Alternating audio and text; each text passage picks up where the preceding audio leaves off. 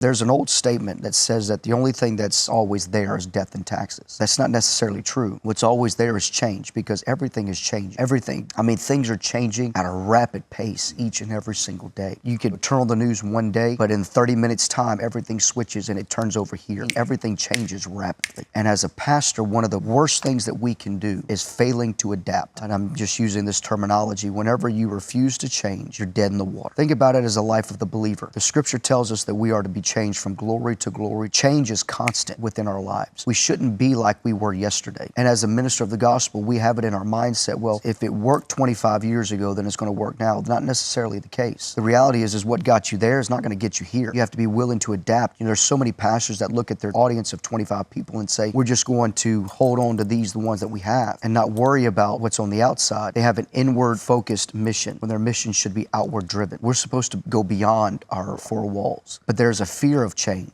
And yet pastors should be agents of change, because we've been changed. The lives of our congregation have been changed. And so therefore there are times where we have to change the way we do things. I'm not saying you got to change your message. That's not what I'm saying at all. But what got you there may not get you here. You've got to be willing to adapt.